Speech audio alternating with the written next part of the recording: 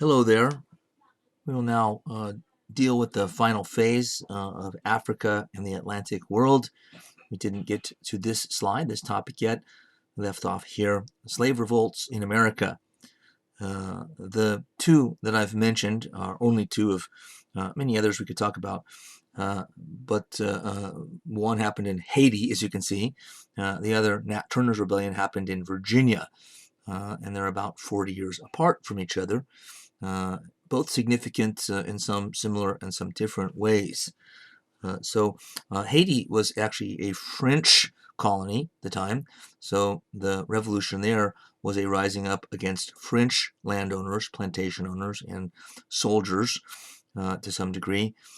And the revolution in Haiti in 1791 is the only successful slave revolution in world history ever. And don't think that the American plantation owners in Virginia and Georgia and wherever else at the time didn't pay attention to this, because Haiti is in the Caribbean Ocean. It's not that far from the U.S. It is separated by ocean, but news traveled pretty fast even in those days before the internet, before television, and this wasn't something that white slave owners wanted to hear happening. Not only a violent uprising, but a successful revolution, meaning that the slaves or leadership of free blacks, most of the leadership in this revolution was from the small portion of the population of blacks that were free. The hero, the leader, political and military, the guy in the bottom left with a very French name, Toussaint Louverture, was from that group.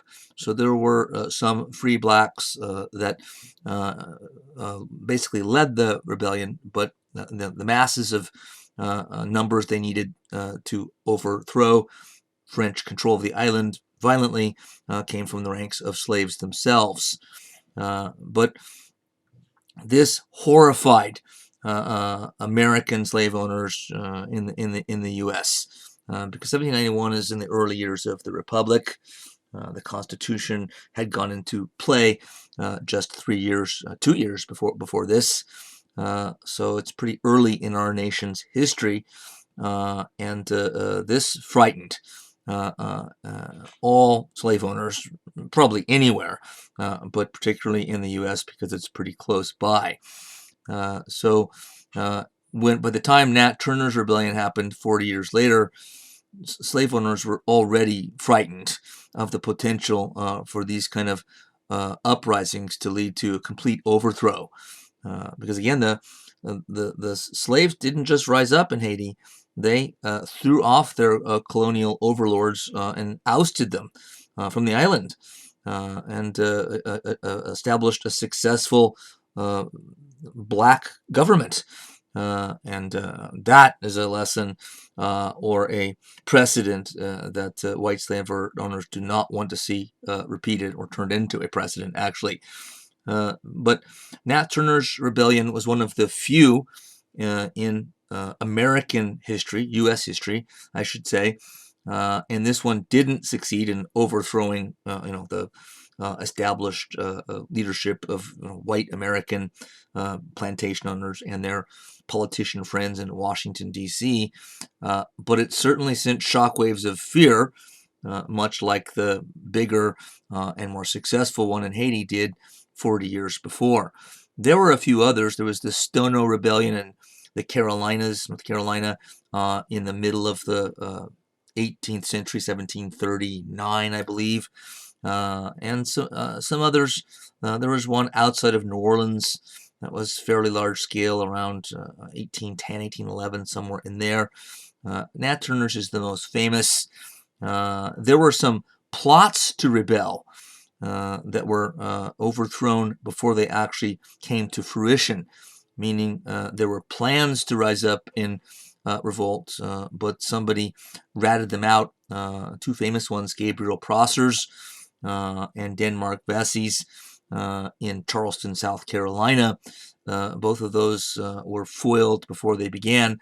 Nonetheless, anyone that was a plotter or even suspected of being a plotter got tried and usually executed. In all of these rebellions, if they didn't succeed, and Haiti's the only one that did succeed, more slaves, more black people than were even involved got punished and killed. So they weren't, the white authorities weren't they weren't going to great lengths to sort out legally, by collecting evidence, who was responsible and who wasn't. They more or less just sort of hit back with huge amounts of violence, whether somebody was involved in a plot or a rebellion or not. Nat Turner's Rebellion again electrified the white South, and after 1831, that's 30 years before the Civil War. So for the next 30 years, partially, maybe mainly because of Nat Turner's Rebellion, the white South, where by that time slavery was the only part of the United States where slavery was still legal, but it was an armed camp with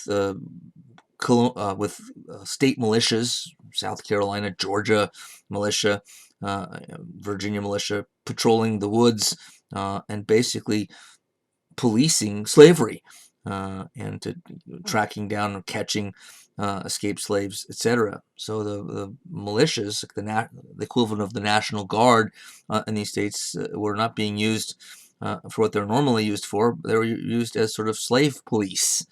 But Nat Turner's Rebellion helped to create sort of an armed camp and kind of a mentality of a siege mentality among whites in the American South.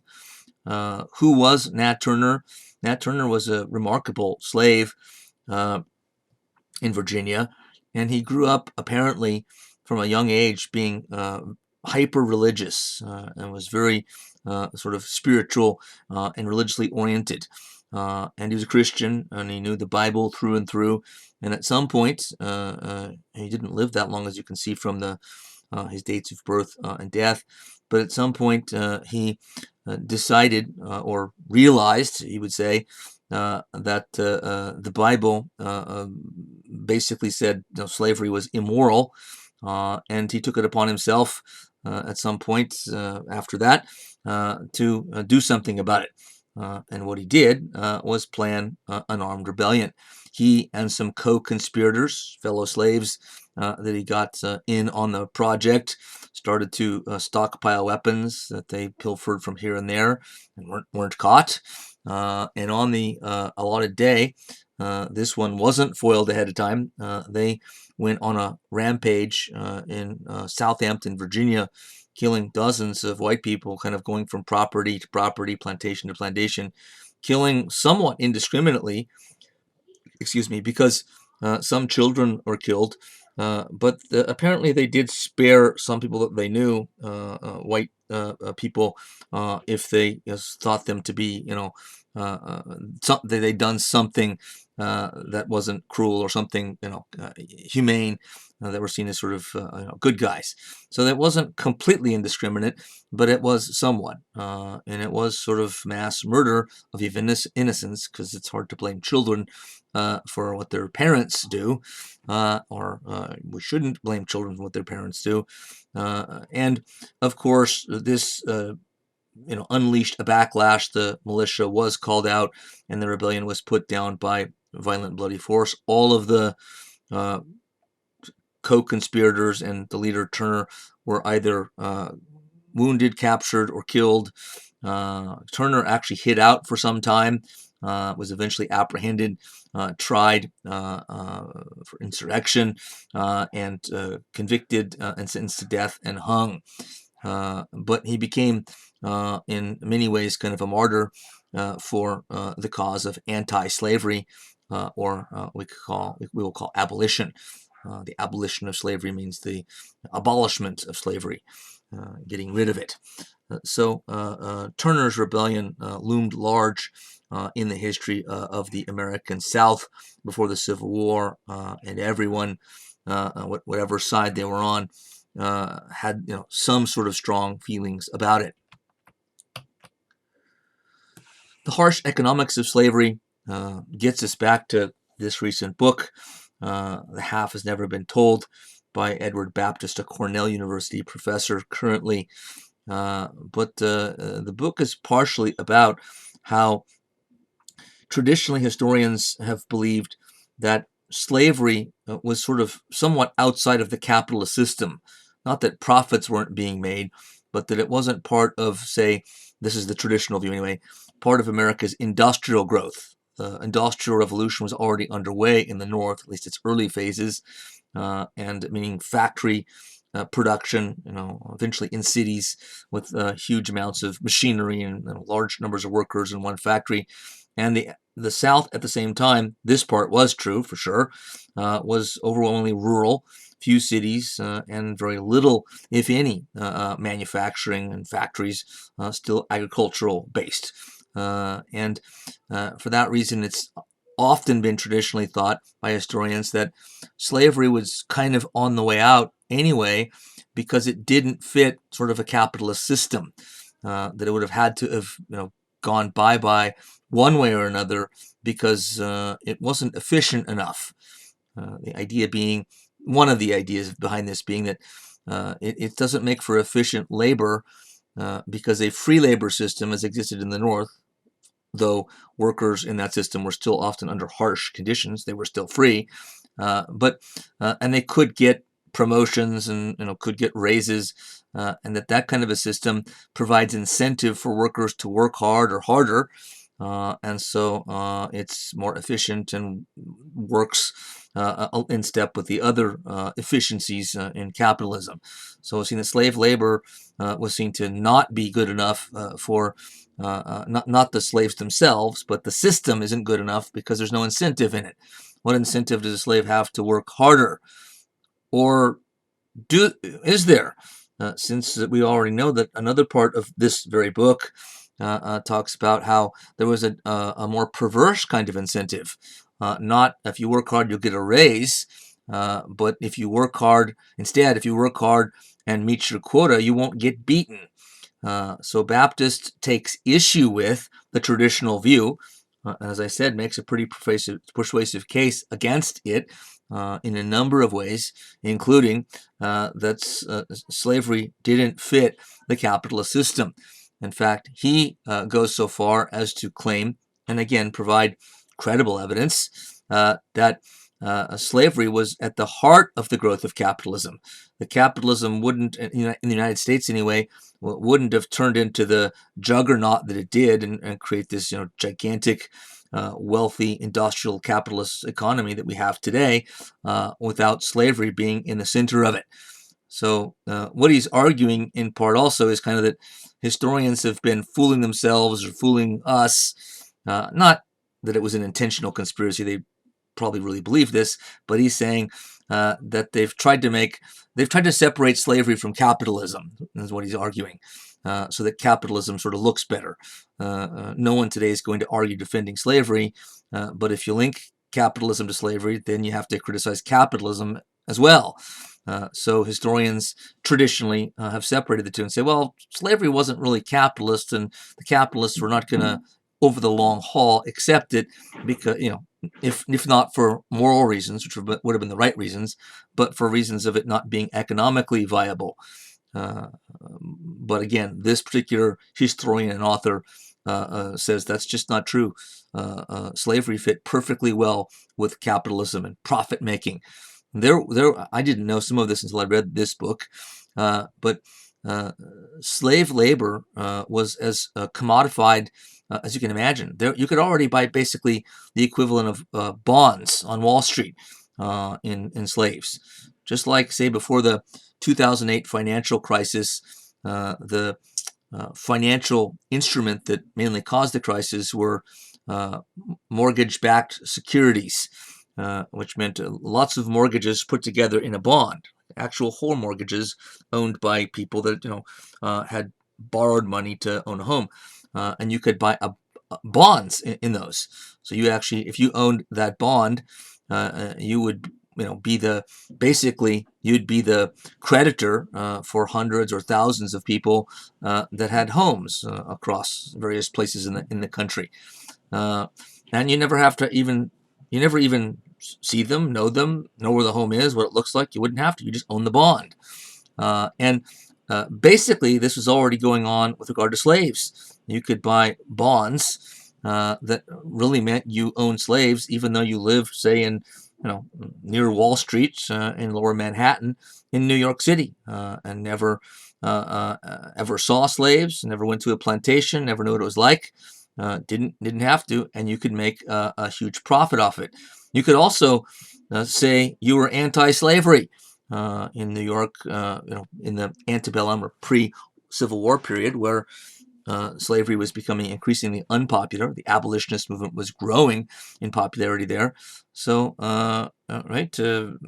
except for people that knew what was in your stock portfolio, nobody would even necessarily know that you were, at least technically, financially anyway, a slave owner, because you owned slave-backed bonds. It's incredible, and it does make a part of the case for Baptists that slavery was deeply intertwined with capitalism. So the abolitionist movements, before it came to the U.S., it was already in Europe. I think Sweden was the first country to first legally abolish slavery, but it actually was England and the British that were the first to sort of do it in a way that actually made a difference in some way. Paul Johnson, a gifted British scholar himself, in a book on the time period where this came to fruition in Britain, said Britain became not only the first slave-free area in the world, but a base for the first international campaign with a humanitarian purpose. So Britain started what became an international abolitionist movement. In 1840, just after the period he's writing about here, there was the World Anti-Slavery Conference in London that invited abolitionists, anti-slavery people, groups, organizations from all over the world to come to the meeting and to talk about strategy and ways to fight against slavery. Johnson goes on to say how difficult all this was to bring about in Great Britain, or the larger European continent, by adding that it's not surprising that it took a quarter of a century to change the legal framework which made slavery possible in British territory. It was one of the oldest institutions. Slavery was also more profitable than ever before. A single voyage from east to west across the Atlantic, carrying 800 slaves, netted a profit of, I was not sure what the profit was, and I forgot to go back. It's something like 90,000 pounds in British currency. But I'm embarrassed here because what I needed to look up was how that translated into dollars, and I didn't do it in time. But let's suffice it to say it's probably in the hundreds of thousands to millions of dollars, probably hundreds of thousands at least. And in hard currency, gold. Whatever abolitionists said in their pamphlets, slave plantations make big profits, and the West Indian interests, right, those plantations in Jamaica, other British and European colonies in the Caribbean, which was close to the heart of British politics, was terrified that if Britain ended slavery here, competitors would benefit. So the West Indian, which West Indies was again the Caribbean, basically they're lobbyists, the big plantation owners, sugar growers in Jamaica and other colonies and islands, had huge pull in Parliament because they backed political parties and candidates with money, and they had a great deal of power. So the abolitionists were fighting an uphill battle against this kind of entrenched money and power. Nonetheless, they pulled this off. After 25 years, England officially abolished slavery in its colonies. Slavery was already illegal in England. There weren't slaves there by this time, but they legally abolished it in their colonies, which were far-flung and around the world. They ended the slave trade. I'm sorry. The slave trade, 1807. The U.S. did it the following year, but England beat the United States to the punch in terms of abolishing slavery, period. By 1833, the U.S. Didn't follow suit officially until the end of the Civil War in 1865. You could say the Emancipation Proclamation a couple years before, but it wasn't a done deal until 1865. So that puts the British 30 plus years ahead of the U.S., but it puts both countries ahead of almost everybody else except Sweden and a couple other European countries. So we are saying here that the British, let's go back to this. I want to make this clear. The British were at the center of the slave trade for a time in the second half of the 18th century. Britain dominated the slave trade in the Atlantic. It had first been the Portuguese and Spanish. The Dutch were involved as well. But for a fairly big chunk of time in this time period we're studying, the British dominated the slave trade. And, of course, their colonists on the eastern seaboard of Virginia, and in the 13 colonies that became the U.S. eventually. At first, slavery was legal in all 13, North and South. It's just slave labor wasn't in as much demand in the North because of the economic conditions there that didn't favor it as much. But nonetheless, it was legal there for a long time. Eventually, abolished in the northern states after the American Revolution and by around the time of the turn of the 19th century. But the English colonists, of course, that were slave owners were English citizens. And the Americans, once it became the U.S., were descendants of English citizens. And so American slave owners, could and had to trace their slave ownership usually back in their own families. They'd inherit the property from their father and grandfather. So England was then right in the middle of the evil of slavery. All of that is true, but it's also true that England was the first country in the world to officially abolish slavery. They even tried to enforce it somewhat as well, sending the British, not all of it, but portions of the British Royal Navy by the 19th century here, the premier navy in the whole world, to police the coasts of West Africa and try to catch slave traders, whether English or other European varieties. And they did so in cases, and they capture people and confiscate the ship and bring slaves back, save them from captivity. There wasn't a lot that were captured, but there was a fairly robust attempt at doing so. So does this get the British off the hook for slavery? No, of course not. It might be considered rightfully a drop in the bucket. Nice try, but not enough. You caused so much misery and harm and damage that this in no way comes close to making up. Okay, true, fair enough. But it's still true that they abolished slavery before anybody else. Also, keep in mind that most people in Britain, as in the U.S. at the time, by our standards today, we'd still think of as racists, big time. And even if they were against slavery, they were still racists most or much of the time. And it was only a certain segment of the population in England that supported the abolitionist movement, supported the anti-slavery movement. So it isn't to say that when England ended slavery in its empire in 1833, that everyone in England had sort of become cured of racism all of a sudden. Of course not.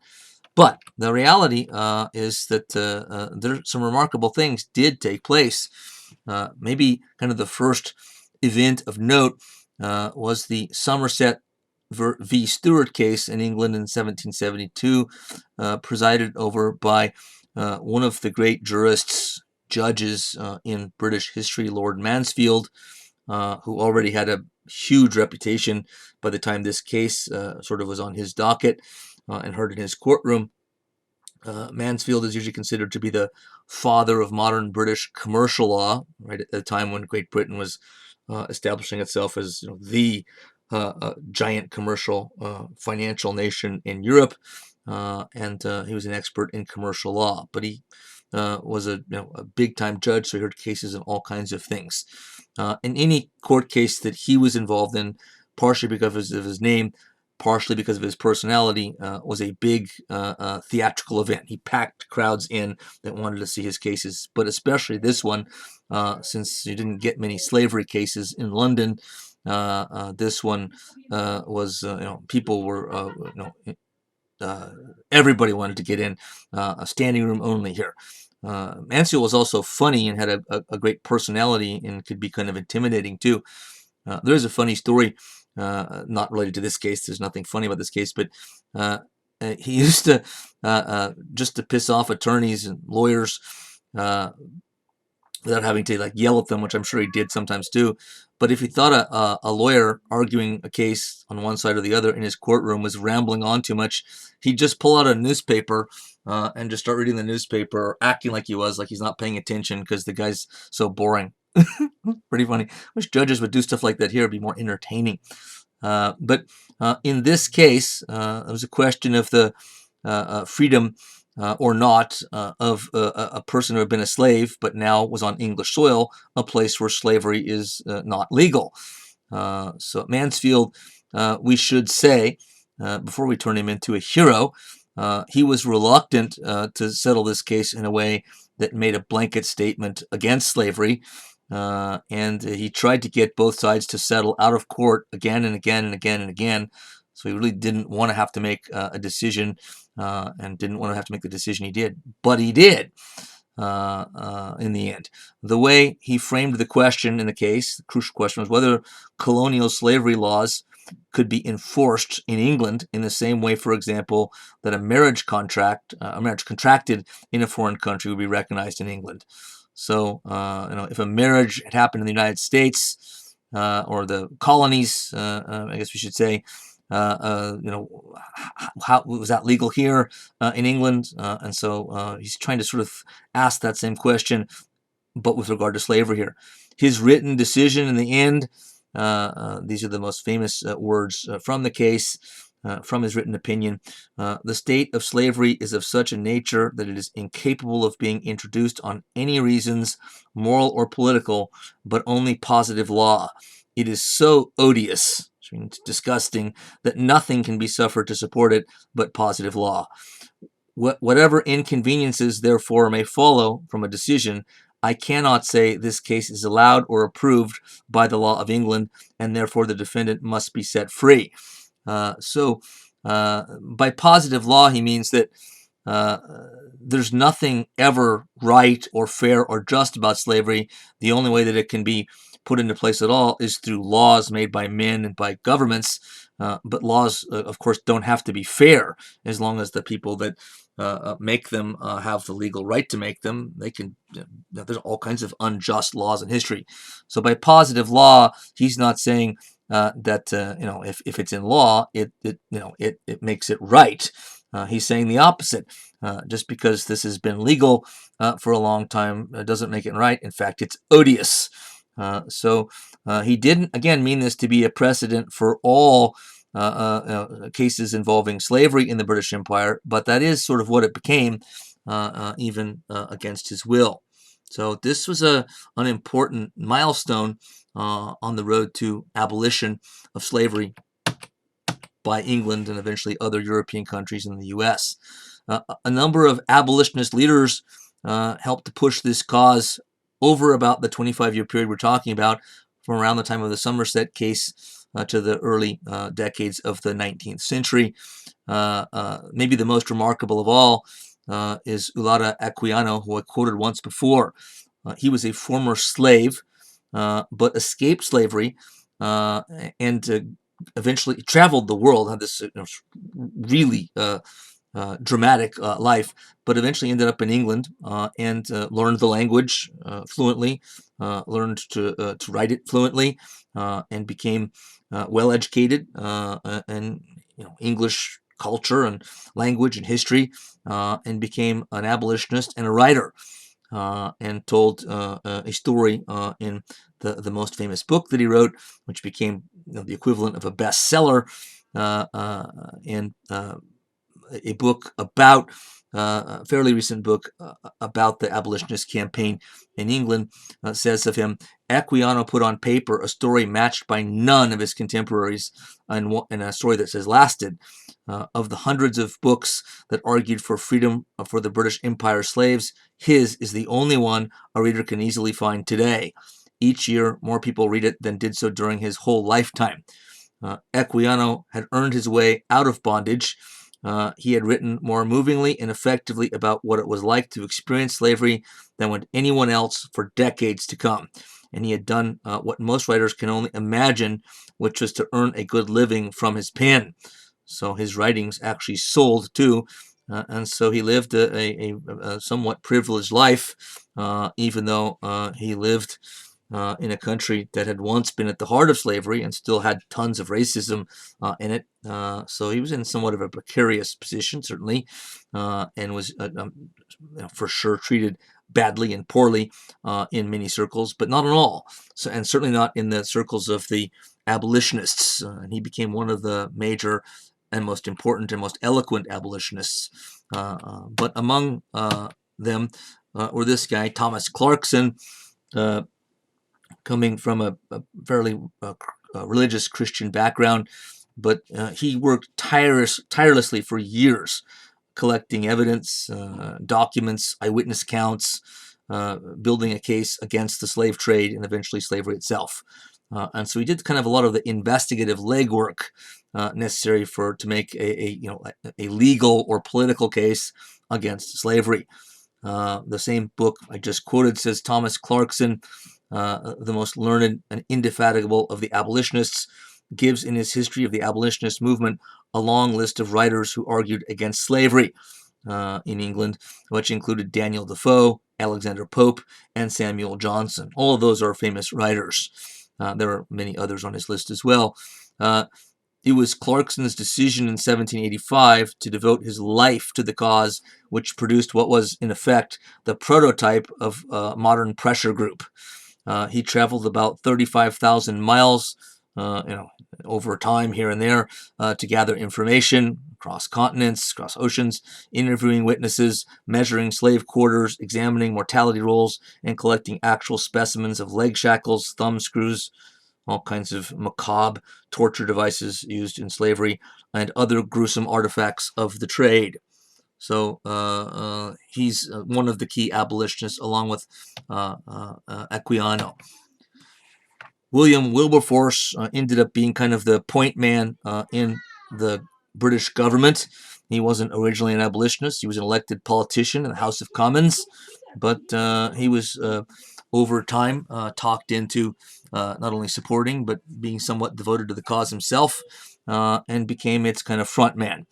And in the House of Commons, a book I already quoted once, Paul Johnson's Birth of the Modern, makes the claim that the members of Parliament, which you kind of see in the picture. By the way, that's a painting of the World Anti-Slavery Conference in 1840.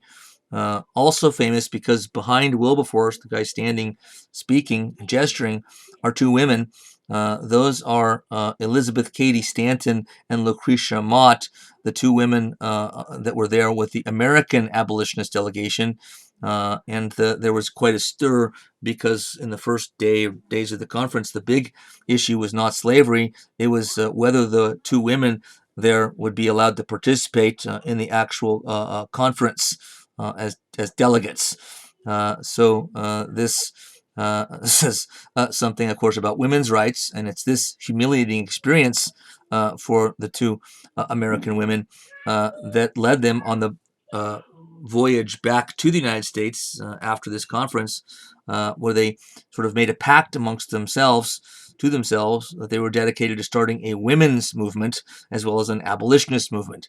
They didn't give up believing in the cause of anti-slavery, ending slavery, but they believed here, and they were correct, of course, that maybe we need to start a women's movement as well. But it was in a sense spurred by the humiliation of them being more or less excluded from this conference after kind of a vote was taken. They got to stay, but had to stay behind a curtain and couldn't participate. So really humiliating. But nonetheless, This picture is famous for that reason as well. Wilberforce was a master at sarcasm and vituperation, which means sort of kind of going off on people, in public, but in a way that caused everyone to laugh, and sarcastic and witty. He often persuaded ministers, fellow politicians, to go further along the path of reform than they had originally intended. And when he finally got a second reading for his anti-slavery bill, the whole House of Commons, including many who voted against him, cheered the little man, Wilberforce, who sat bent in his seat, his head in his hands, the tears streaming down his face. So he was kind of the final step in getting this bill passed. But this was just the abolition of the slave trade. So the ending of the slave trade came first in England and the U.S. before ending slavery a number of decades later. In England's case, just a few decades later. In America's case, several decades later. So ending the slave trade meant it's illegal from that point forward to send, capture slaves and put them in ships and send them across the ocean into slavery. It wasn't illegal to still have slavery in places like Virginia, North Carolina, etc. That's the part that came later on.